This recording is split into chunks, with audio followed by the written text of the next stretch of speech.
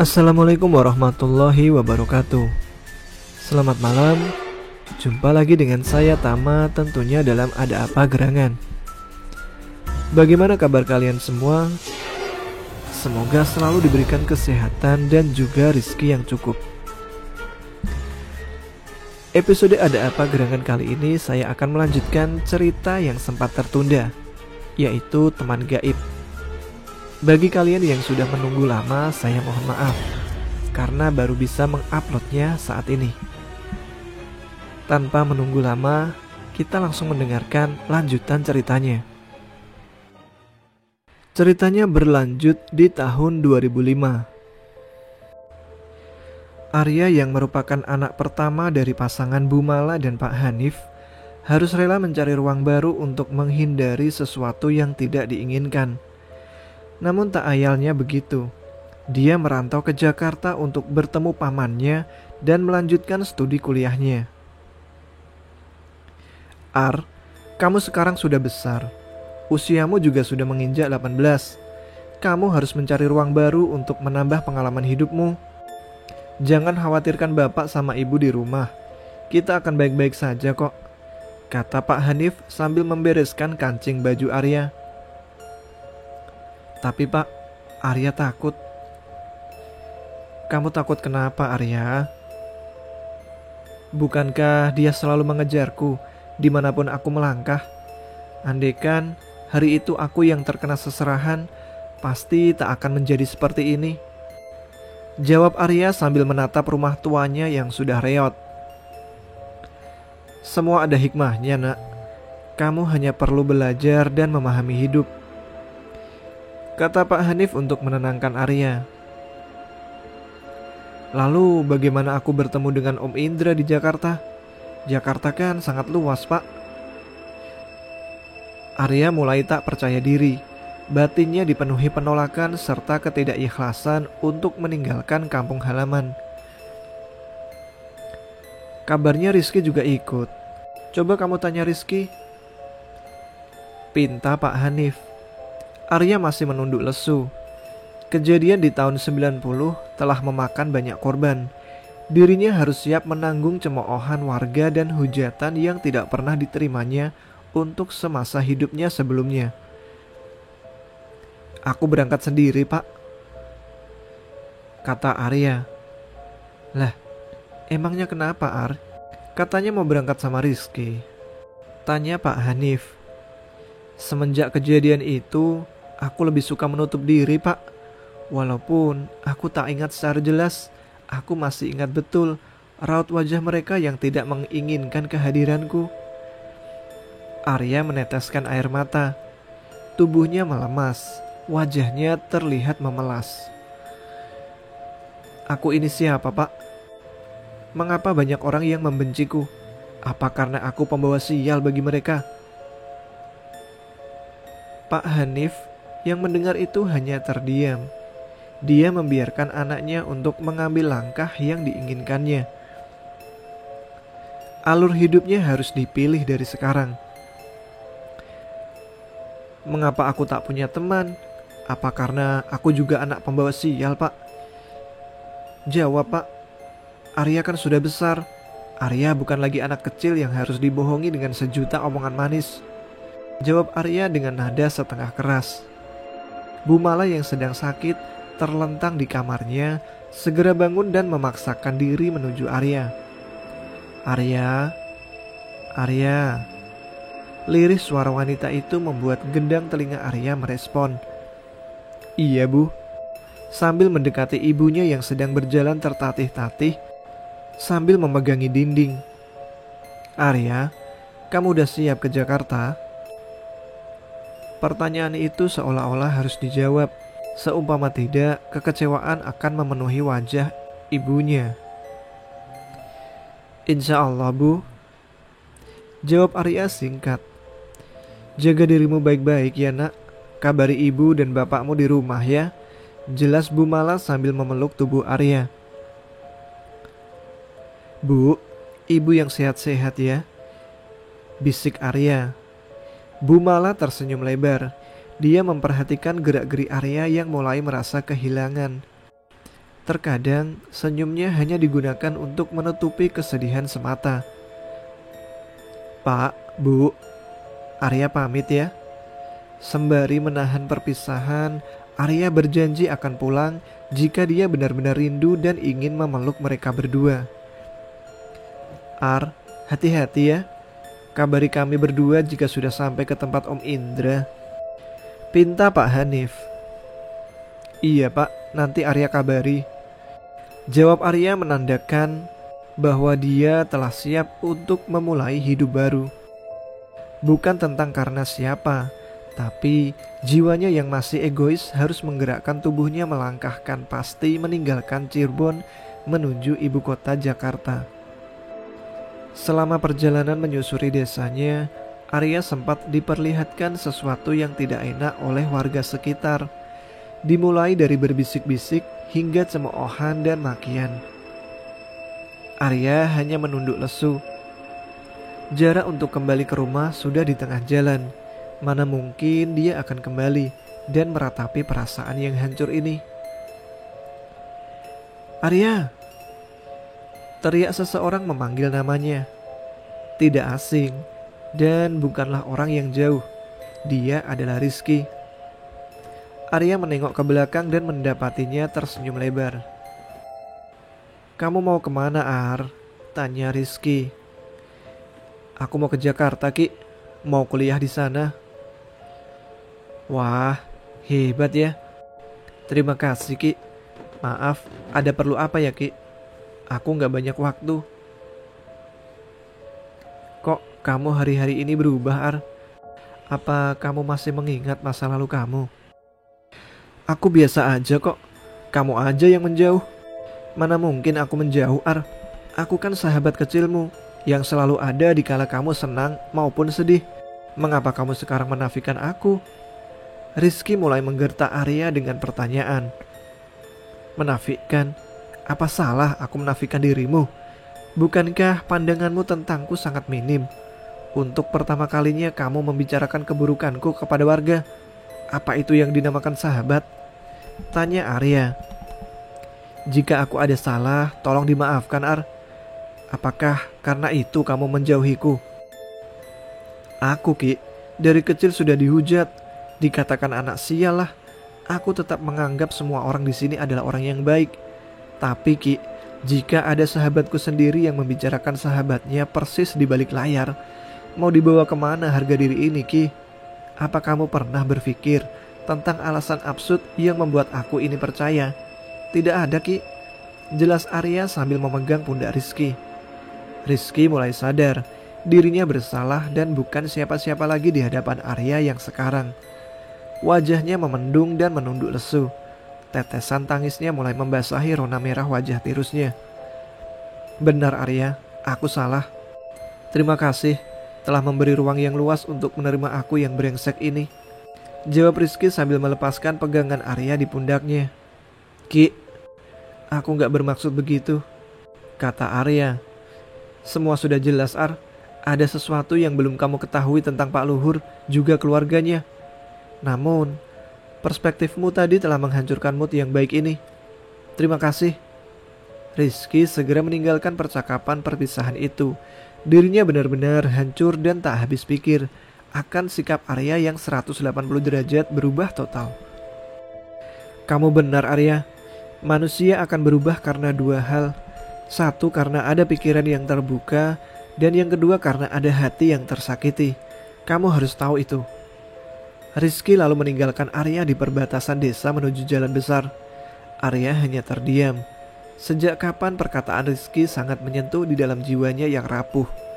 Apakah ada yang salah dari ucapan dirinya? Arya mulai melanjutkan perjalanan dan menghalau obrolan yang tidak jelas tadi. Dia segera mencari ojek untuk menuju ke terminal kota. Mang, antarkan ke terminal kota, kata Arya ke salah satu tukang ojek. Arya menaiki ojek pangkalan di perbatasan desanya menuju terminal kota yang tak lain tujuannya akan segera dimulai dari titik terminal menuju Kampung Rambutan, Jakarta Timur. Di sepanjang perjalanan, Arya hanya memikirkan masa depan yang akan dia raih. Apakah dia mampu mengubah performa hidupnya atau hanya menambah klaim buruk dari kegiatan yang akan dijalankan di kota metropolitan itu. Setelah turun dari ojek, Arya segera mendapati bis yang mengarahkan kepada tempat yang akan disinggahinya, yaitu Kampung Rambutan. Bis zaman dahulu masih tak senyaman bis zaman sekarang. Semua yang dibawa oleh para penumpang menjadi tumpang tindih, jadi satu bersama dan saling berdesak-desakan. Siapa yang angkat pantat, maka akan hilang tempatnya. Begitu kira-kira jargon dalam menaiki bis antar kota saat itu. Seumpama hari itu Arya lebih cepat berangkat ke terminal, kemungkinan besar dia akan mendapati para pengamen unik yang biasa memberikan atmosfer ruang lebih hidup. Pengamen ini bisa dikatakan sangat menjunjung tinggi akan nilai-nilai kehidupan. Dari lagunya juga mengandung banyak seni dan sindiran klasik yang memuat keadaan di negara berkembang ini. Arya lebih memilih tempat di tengah, karena selain aman, juga sebagai tempat berlabuhnya para pengamen yang menyumbangkan satu atau dua buah lagu. "Dek, kamu mau kemana?" "Mau ke Jakarta." "Oh, mau kerja apa?" "Enggak, mau kuliah saja," tanya seorang lelaki berkisar 40 tahunan. Memulai pembicaraan kepada Arya dengan nada berbisik. "Kamu nanti harus hati-hati, Dek. Kamu orang yang diberkahi dari leluhurmu. Makanya banyak ujian hidup yang harus kamu lalui." Arya yang mendengar nasihat gratis itu langsung tersontak. Alisnya mulai tak serapih manakala memasuki bis kota itu. Tubuhnya mulai menggetar hebat seperti ada yang mengawasi dari sekeliling tempat dia duduk. "Kamu baru sadar, Nak?" "Maksud Pak D gimana?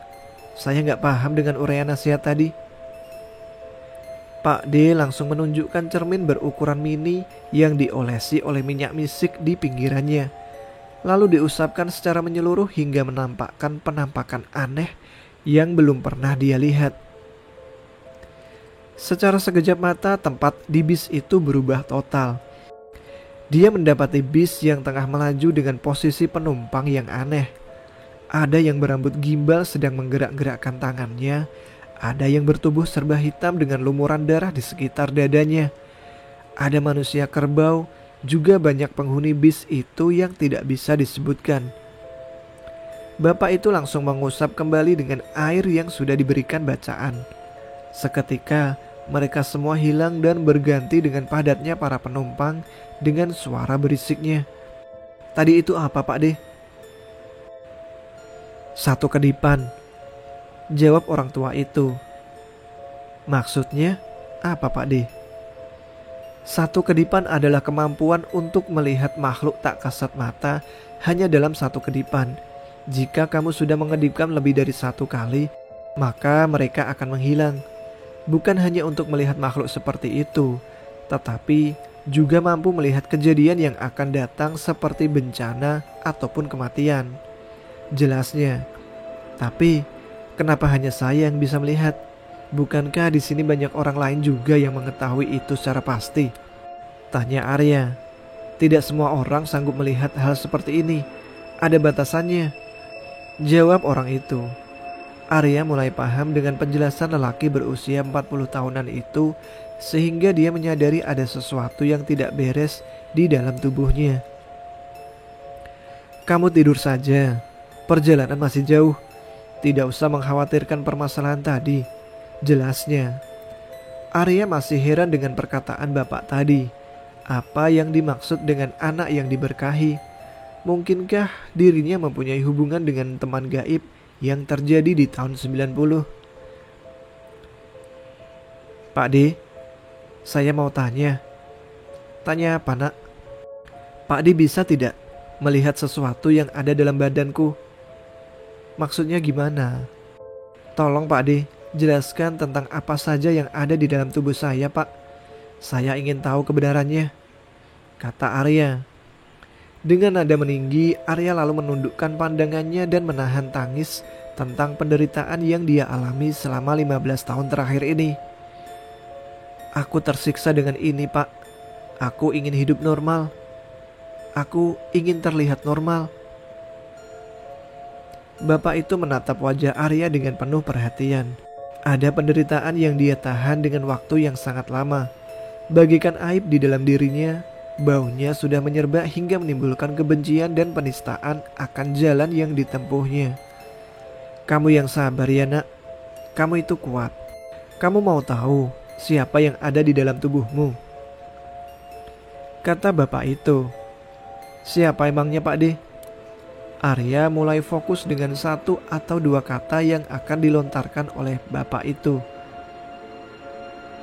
Bapak itu melihat kanan kiri posisi dia, dan Arya duduk seperti ada yang mengawasi dari tempat terdekat. Nining, kuntilanak jahat yang mengganggumu, jelasnya. Tiba-tiba suara dari bis yang ditumpangi Arya membunyikan klakson dengan jelas. Ada apa sih Pak? Kok bisa-bisanya ngerem mendadak? Kata penumpang di depan Arya yang rata-rata para pemuda parubaya seusianya. Ada orang kecelakaan, kata para penumpang. Arya langsung meringsek maju. Dirinya langsung melihat dengan jelas posisi 3 mobil yang sudah ringsek parah. Seketika Arya melihat sesuatu yang janggal. Dirinya mampu menggunakan 1 kedipan di dalam bis yang notabene penumpang umum. Arya berteriak sekencang-kencangnya. Dirinya diperlihatkan sebelum terjadinya kejadian. Ada 1 sosok yang mengganggu pandangan mobil yang menabrak 2 mobil di depannya. Tabrakan beruntun itu bukan murni hasil kelengahan si supir, tapi ada kaitannya dengan sesuatu gaib yang mengganggu pandangan si supir yang menabrakkan mobilnya kepada 2 mobil di depannya. Kamu jangan ikut-ikutan jika ingin hidup. Arya mendapati suara tanpa rupa yang membuat isi pikirannya terganggu oleh suara itu. Kamu kenapa? Para penumpang mulai panik.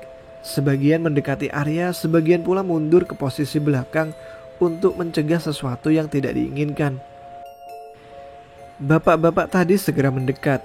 Dirinya paham betul apa yang dilihat oleh Arya merupakan kejadian sebelum kecelakaan itu terjadi. Saya minta air, ada yang bawa air? Seorang pemuda lalu memberanikan diri untuk membantu Pak D itu. Tolong pegang tubuhnya, yang lain tolong ikut bantu ya, ini akan memakan tenaga. Segera saja mereka yang memiliki tubuh besar langsung meringsek ke depan untuk membantu Pak D yang sedang bersusah payah bersama si pemuda tadi. Tubuh Arya sedang ditarik oleh penunggu di jalan ini. Kita berada di mana Pak? Jalur Subang Ciasem. Aduh, pantas saja. Kesal Pak D itu.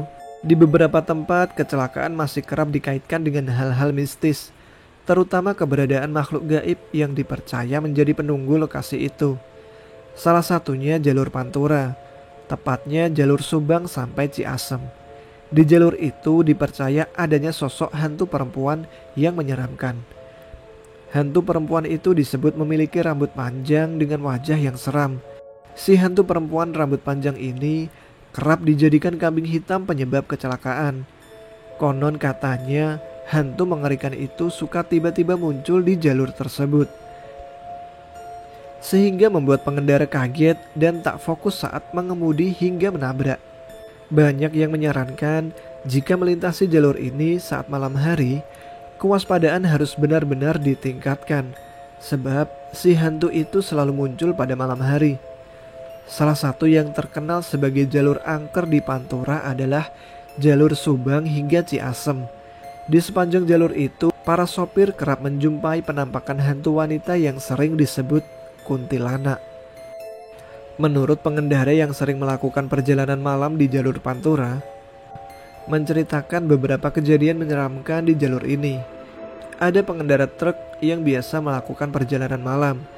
Dia bercerita bahwa dia pernah melihat sesosok wanita menyeberang jalan.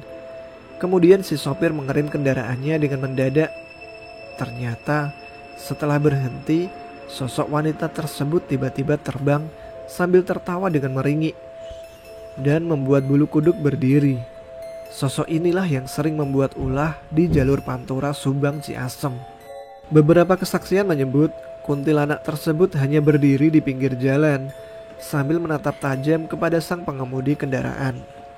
Tatapan tajam tersebut bahkan mampu menghipnotis para pengemudi yang akhirnya terlena untuk sejenak. Namun ketika tersadar, kendaraan yang dia kendarai sudah kecelakaan.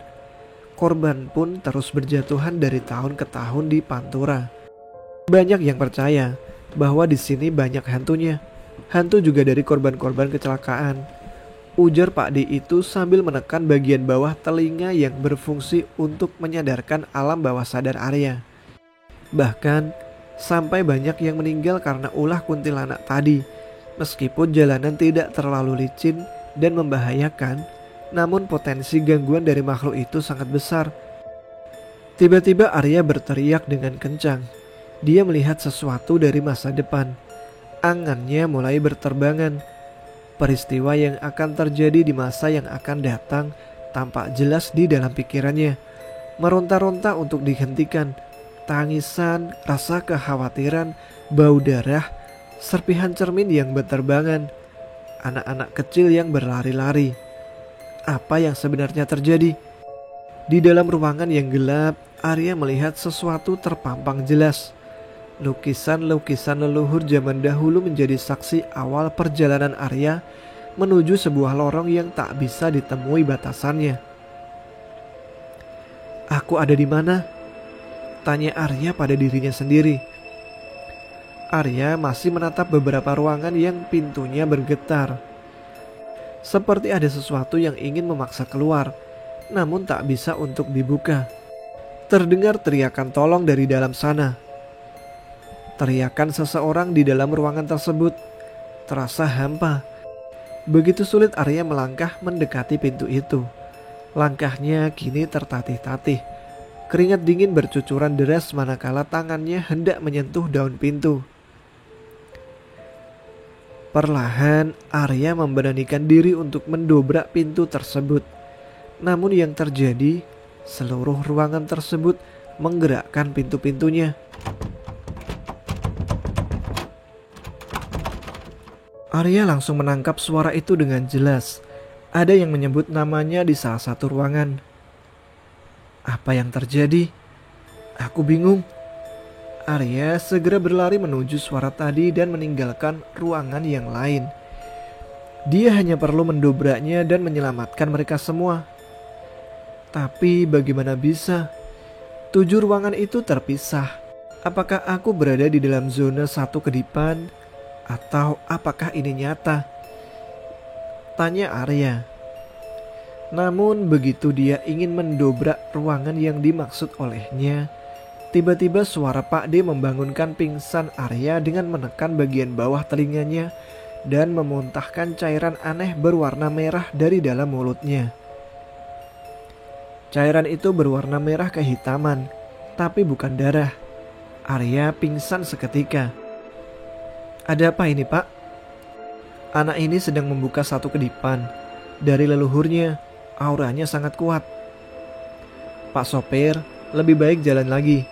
Jelas Pak D dengan nada agak meninggi. Nak, bangun nak. Kamu harus melawan satu kedipanmu dengan jati dirimu. Arya masih belum sadar juga. Bekas muntahan cairan itu masih membekas di pinggiran mulutnya yang mengering. Badannya mulai panas tinggi. Anak ini belum kuat. Bantu saya ke tempatnya.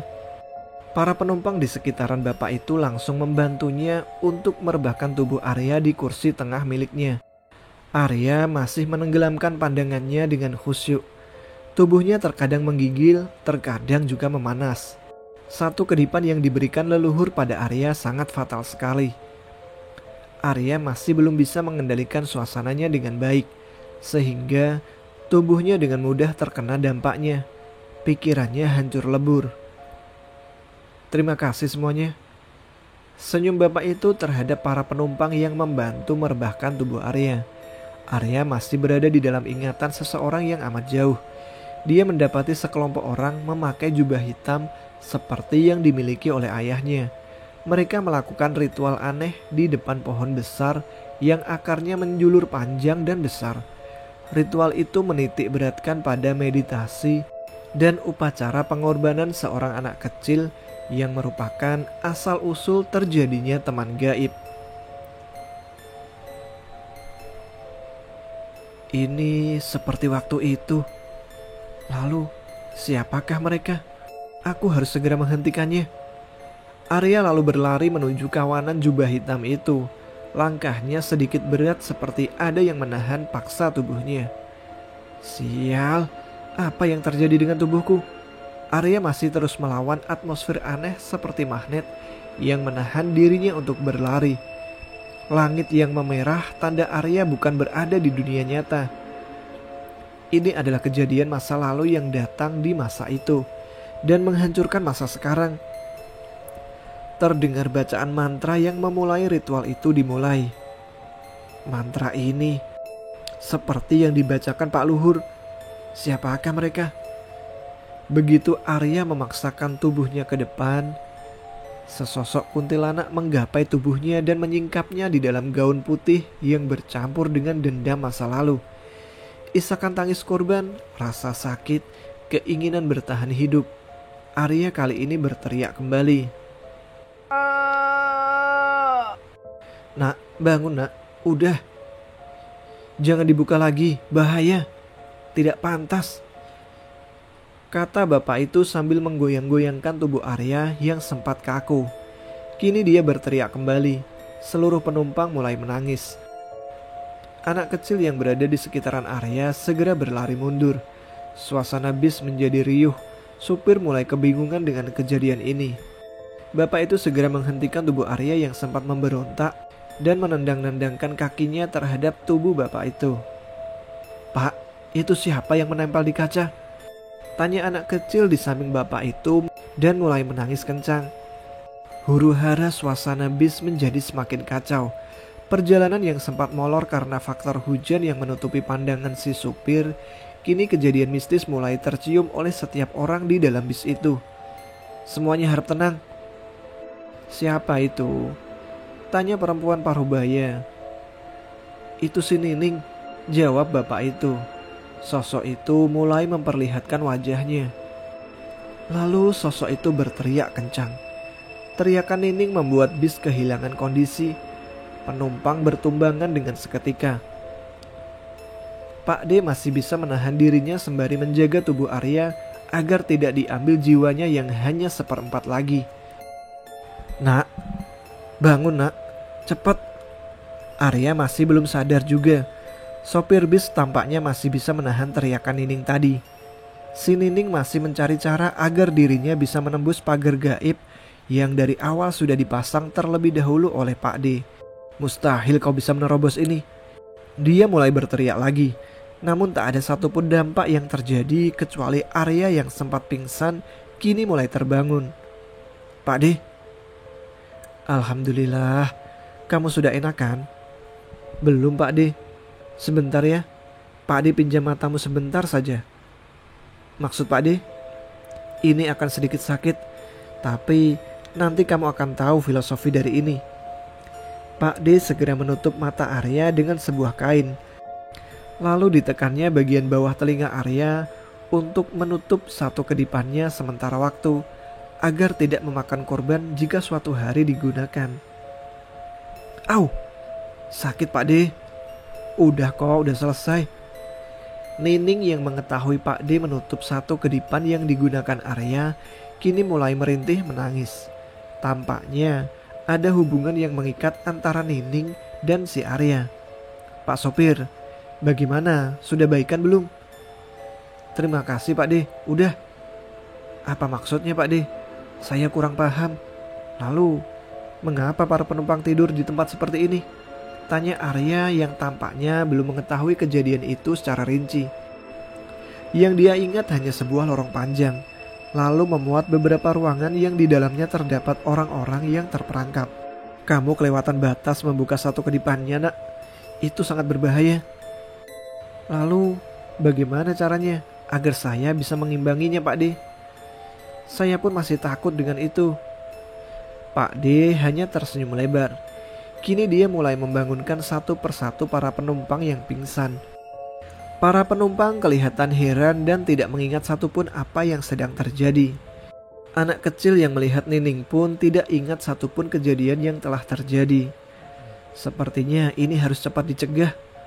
Teriak Pak D dalam hati dengan perasaan yang was-was juga khawatir yang tak kunjung hilang. Menjadikan dirinya agak goyah jika Arya hidup di lingkungan ibu kota yang amat luas itu. Apakah kamu tahu asal-usul dari satu kedipan dan apa saja yang telah terjadi di masa lalu, Arya? Tanya Pak D. Tidak, Pak D. Saya kurang tahu. Lalu siapa nama aslimu dan dari mana kamu berasal? Tanya Pak D lagi. Saya Arya Kusuma, asal dari kota Cirebon. Lalu siapa nama ayahmu? Hanif Atmaja. Nama yang bagus. Kurasa bapakmu lah yang pertama kali membuat masalah ini. Saya tidak tahu, Pak D. Bisa dijelaskan tidak? Kamu harus hati-hati, kata Pak D. Aku melihat sesuatu yang aneh dalam tubuhmu. Apakah kamu pernah melakukan seserahan sebelumnya? Tanya Pak D. Dari mana Pak D bisa tahu? 3/4 tubuhmu telah dikunci di dalam alam lain. Dan kau akan terus dikejar oleh sesuatu yang hadir ketika acara seserahan itu berlangsung. Sehingga kau akan selalu diikuti olehnya. Jelas Pak D. Olehnya? Siapa Pak D? Nining. Kuntilanak yang menganggapmu sebagai anaknya sendiri. Kau juga sedang ditarik oleh makhluk lain yang mungkin akan menjadi penolongmu kelak. Siapa dia? Apta. Ketika Pak Lek menyebut nama itu, Arya seketika langsung mengingat kejadian di tahun 90 saat dirinya menjadi tumbal seserahan yang diklaim sebagai tumbal penyerahan yang dilakukan oleh Pak Luhur. Apakah satu kedipan juga mempunyai ranah yang sama, Pak? Satu kedipan adalah kemampuan yang leluhurmu turunkan untuk melindungi serta memberikan pertanda baik atau buruk ke depannya. Apakah hanya aku yang memiliki satu kedipan saja? Tanya Arya. Kau akan menemui partnermu sendiri. Arya hanya mengangguk pelan. Embun di kaca bis mulai terlihat. Perjalanan Arya sebentar lagi sampai. Insya Allah, aku akan bermain di tempatmu, nak. Jangan pernah membuka satu kedipan lagi. Bahaya. Iya, Pak D. Kampung Rambutan. Terus kemana lagi? Emang rumah om kamu di mana? Rawamangun, Pak D. Kan dekat UNJ. Oh, sambil membulatkan bibirnya. Pak D tahu kan? Tanyanya. Tahu, nak. Masih satu daerah dengan tempat saya. Rawamangun juga. Kernet bis mulai memotong pembicaraan Arya dengan Pak D. Sudah sampai tuh Kampung Rambutan. Iya, kita juga mau turun nih. Arya hanya berdiam diri sambil menjinjing koper yang berisikan baju dan lain-lain. Ayo nak, cari taksi dulu. Arya mengangguk dan mengikuti Pak D yang mulai beranjak keluar dari bis kota yang super kumuh. Pak D mulai mencari taksi. Namun Arya mencegahnya terlebih dahulu. Pak D, kita ngopi dulu yuk. Saya ngantuk banget nih. Ya udah, ayo cari warung. Arya mengikuti Pak D yang mengambil arah utara terminal sambil mencari-cari warung kopi yang masih buka. Ar, di sini aja ya? Iya Pak D. Mau pesen kopi apa? Indo Cafe Pak D. Oke, bentar ya. Pak D menghampiri pemilik warung yang sedang bersandar di dekat pintu warungnya. B, pesen kopi 2. 1 Indo Cafe, satunya kopi hitam ya. Siap, diantarin aja ya. Ya udah, ditunggu Be. Arya masih melihat-lihat sekeliling terminal yang tak asing bagi dirinya. Dia mengenali tempat ini, tapi kapan ya? Mungkin feel halunya sedang aneh. Ngelamun aja Ar, ada apa emangnya? Pak D, saya masih ingin tahu tentang teka-teki satu kedipan. Apa yang terjadi jika saya sering menggunakannya? Sebenarnya masalah ini agak sulit, Ar. Mengingat ayahmu yang memiliki darah biru yang amat kental, sehingga naluri dalam dirinya sangat membahayakan bagi warga sekitar dan keluarganya. Maksudnya Pak D. Pemilik warung datang sembari menghidangkan kopi serta jajanannya. Nih, Cak. Oh, siap Beh, makasih ya. Pemilik warung tersenyum dengan Arya. Kayaknya ada roman-roman horor nih, ucap pemilik warung. Maksudnya apaan, Mas? Tanya Arya. Tubuh lu 3/4-nya kemana dah? Kok ngilang? Ada apa emang? Tanya pemilik warung dengan santainya. Lu bisa ngeliat juga, Beh. Lu gimana sih? Kita kan udah temenan lama. Setiap kali ke warung, lu pasti bawa orang aneh terus. Jadi gua terbiasa sama ginian. Tapi apa, Mas? Siapa wanita yang berambut hitam, dekil, jelek dan bau itu? Itu teman lu apa? Perasaan merinding Arya mulai mengitari setiap jengkal tubuhnya. Dia baru sadar bahwa dirinya sedang diikuti oleh sesuatu yang aneh. Pak D, ini gak bercanda kan? Dah, gak usah takut. Nanti saya buat pagar gaib. Gak bakal lolos. Lain kali hati-hati. Kita tidak bisa memperkirakan siapa teman dan siapa lawan. Maksudnya, Mas? Temen lu itu tuh gak suka sama orang yang ngedeketin lu. Dia bakal ganggu dan bahkan kasih pelajaran kepada siapa aja yang membuat lu marah. Jadi jaga emosi lu. Apa ada cara supaya bisa terlepas dari ginian? Tanya Arya sambil menarik jaket hitamnya yang mulai kusut. Wah, itu kurang tahu dah, kata pemilik warung yang amat misterius itu. Jawabannya ada. Jelas Pak D. Bagaimana Pak D? Pleng, lu balik dah ke warung. Yaudah, awas aja lu sampai gangguin gua lagi sama bocah kecil botak itu. Maksud lu tuyul? Haha, nggak bakal lah. Pemilik warung itu mulai membuang muka dengan kecut. Isi hatinya terbakar oleh kejadian dulu ketika Pak D pernah membawa orang yang sama seperti Arya, namun dia pemilik pesugihan tuyul. Pak D sempat menguncinya, namun tuyul itu berhasil kabur. Nama saya Bromo. Saya kenal dengan ayahmu, Nak. Dia merupakan tabib hebat di daerahmu dulu. Ajiannya sangat ditakuti oleh seluruh masyarakat situ. Tapi sayangnya dia terpengaruh oleh sesuatu yang membuat kamu menjadi seperti ini. Jelas Pak D yang mengenalkan diri sebagai Bromo.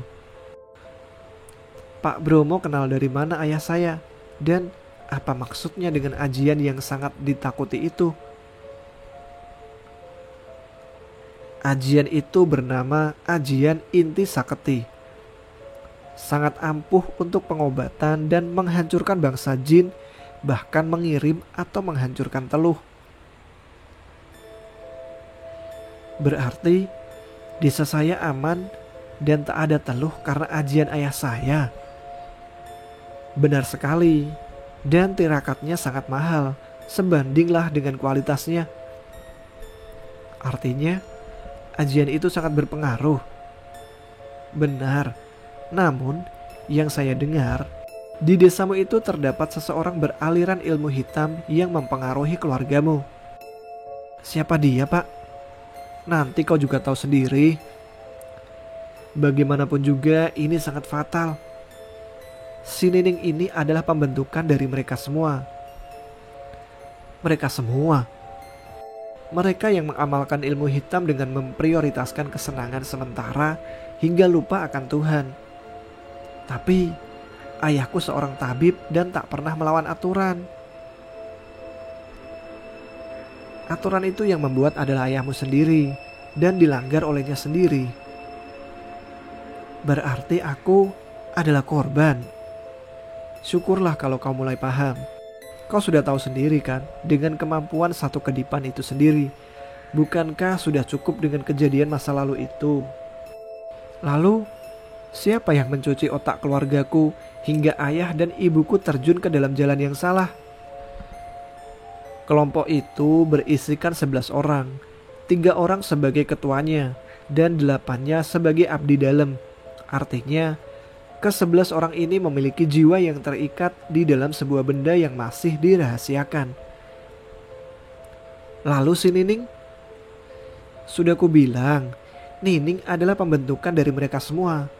Mereka sengaja berkomplot dengan kuntilanak karena jiwanya mudah merusak orang-orang di sekitarnya. Perasaan Arya menjadi tak biasa.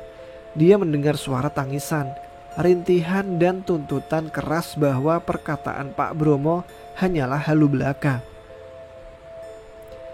Kamu sedang kontakkan batin dengan si Nining. Sudah kubilang, dia ingin merusak jiwamu. Aku jamin itu. Bagaimana Pak Bromo tahu bahwa ada kontak batin dalam hati Arya? Wajah Arya mulai memerah seperti menahan rasa sakit di dalam dirinya. Nama orang itu adalah Potong Pak Bromo. Siapa Pak? Aku tak kuat menahan ini. Arya sambil menahan gertakan dalam hatinya yang berisi teriakan-teriakan tidak jelas. Seperti, kamu sendirian. Dasar pengecut. Hempaskan mereka semua.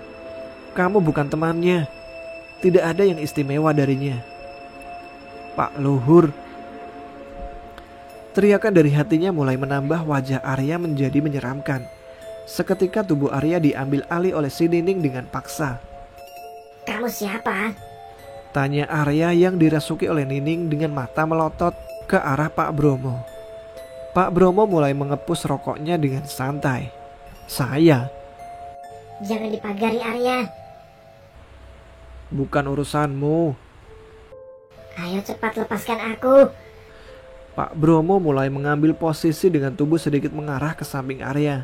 Wajahnya menahan energi yang sedang menyerang tubuhnya. Seketika tangannya secepat kilat dan memukul pundak Arya dengan keras. Sosok Nining keluar dari tubuh Arya. Pemilik warung yang melihat kejadian itu langsung bersembunyi di balik pintu. Manusia biadab. Bocah ini gak salah. Jadi jangan masuk-masuk ke Arya. Arya anak saya.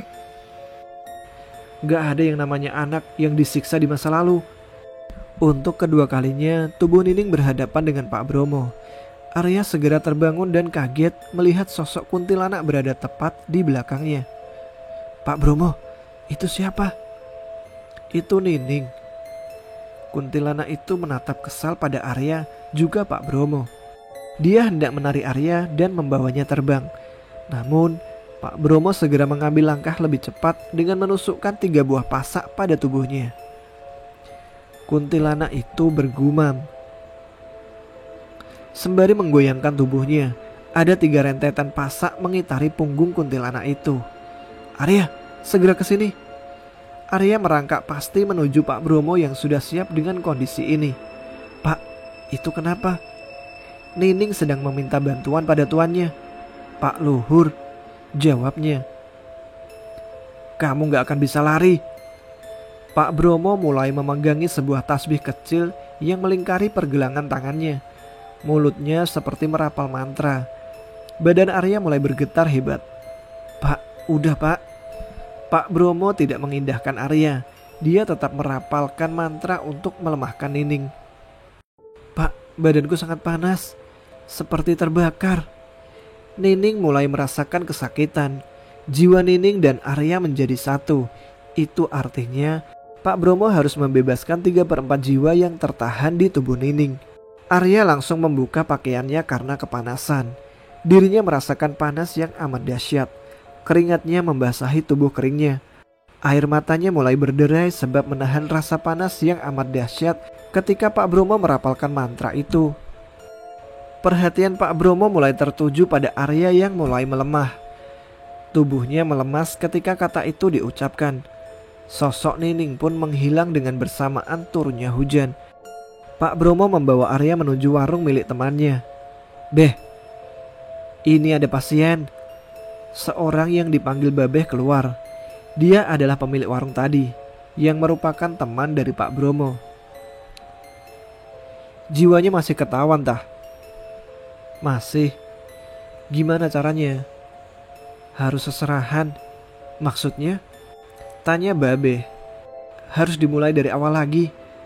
Babe mengangguk mengerti sambil menatap wajah Arya. Dia mengelus jidatnya. Masih ada satu lagi temannya, tapi masih tertawan di Pangilon. Pangilon dalam bahasa Jawa bermakna cermin. Menurut narasumber, cermin ini sangat langka dan berbentuk aneh. Karena saking langkanya, cermin ini diturunkan oleh seseorang yang mempunyai kuasa tinggi dalam sebuah desa, baik sebagai lurah atau perangkat lainnya. Tidak jarang, para pejabat lain pun memiliki simpanan gaib yang tidak pernah dipublikasikan agar tidak mengundang kecurigaan. Anak kecil tah bentuknya. Benar, kayaknya sih teman gaib dari bocah ini. B, saya pengen masalah ini dirahasiakan. Orang tuanya lebih bahaya daripada komplotan kuntilanak tadi. Lebih tinggi ilmunya. Karena ajian yang tadi tah. Iya, harus diimbangi ilmunya. Tapi tidak sekarang. Soalnya saya tidak berani masuk ke dalam. Begini saja, kalau bocah ini nanti siuman, masukkan benda ini. Babe sambil memberikan kalung berbatu hitam dengan 2 garis yang memotong 1/4 cahaya, di mana 3 dari longgaran garis tersebut sudah mati cahayanya. 3 cahayanya udah padam, artinya iya, jiwanya sudah diambil. Pak Bromo lalu memasangkan kalung berbatu hitam itu kepada Arya. Dirinya mulai iba kepada Arya yang harus menanggung beban seberat ini. Kelak, kamu akan menjadi orang besar, nak. Jangan berhenti berjuang. Arya mulai terbangun sambil mengeluarkan dahak berwarna hitam. Dahak hitam? Apa artinya, Pak? Tubuhmu mulai rawan terkena penyakit, Ar. Kamu harus jaga kesehatan. Arya mulai membereskan pakaiannya yang semula berantakan akibat rapalan mantra Pak Bromo. Aku dari kecil udah sakit-sakitan, Pak. Gak usah khawatir, besok juga sembuh. Arya, namamu Arya kan? Tanya Babe. Iya, Beh. Babe tersenyum, lalu mulai duduk di sebelahnya. Coba kamu pegang lehermu. Arya mulai memegangi lehernya dan mendapati sebuah kalung batu berwarna hitam yang memiliki 1 cahaya di antara 4 longgaran lainnya. Kok hanya 1 yang punya cahaya? Apa maksudnya ini? Pak Bromo dan Babe mulai tertegun dengan pertanyaan Arya. Begitu cepat intuisinya hingga menarik kesimpulan dari apa yang ingin dipaparkan oleh Babe juga Pak Bromo. Cahaya yang menyala itu adalah jiwamu, sedangkan 3/4 lainnya padam. Artinya jiwaku sedang ditawan. Benar kan? Tanya Arya. Benar sekali, Ar. Kau sudah tahu itu. Bagaimana caranya agar jiwaku kembali kepada tubuh aslinya? Kau akan tahu, nanti ada seseorang yang menemanimu dengan perbedaan yang lebih kompleks. Jawab Babe. Kompleks? Benar, perbedaan itu sangat banyak sekali. Bahkan bahayanya, jiwamu akan penuh dengan kebencian terhadapnya. Bagaimana itu akan terjadi? Kau akan menjawabnya dengan tekadmu yang sudah kau bulatkan dari awal. Arya mulai mengangguk. Tekadnya sudah jelas. Dia harus menemukan jiwanya kembali dan memecahkan teka-teki yang selama ini masih dirahasiakan oleh keluarganya. Baik Arya, sekarang kita mulai mencari tempat tinggalmu di daerah Rawamangun. Pak Bromo mulai izin pamit kepada Babe. Pesan Babe kepada Arya, seketika batu itu akan menyala jika menangkap sinyal partner yang dimaksud oleh batu itu. Dan dia tidak akan menyala sebelum mendapatkan partner yang dimaksud. Saya mengerti, Be. Terima kasih. Arya dan Pak Bromo mulai melanjutkan perjalanan. Pukul 3 pagi dia berangkat menuju Rawamangun dengan memesan taksi yang masih berjejer di jalan besar. Arya sangat terpukul dengan tindakan buruk yang diambil ayahnya sendiri di masa lalu. Mengapa dia haus akan kejayaan dan perspektif warga? Arya memegangi kalung batu hitam pemberian Babe. ada harapan yang ingin dia kejar dan dapatkan. Seorang partner. Pak, apakah satu kedipan itu dapat aku kuasai dengan baik? Aku melihat ada harapan di mata ini. Terlebih lagi di masa depan aku melihat sesuatu yang buruk. Aku melihat 8 cermin yang harus kuhancurkan. Namun aku belum menemukan filosofi itu. Pak Bromo mulai sedikit-sedikit memahami satu kedipan yang dimaksud.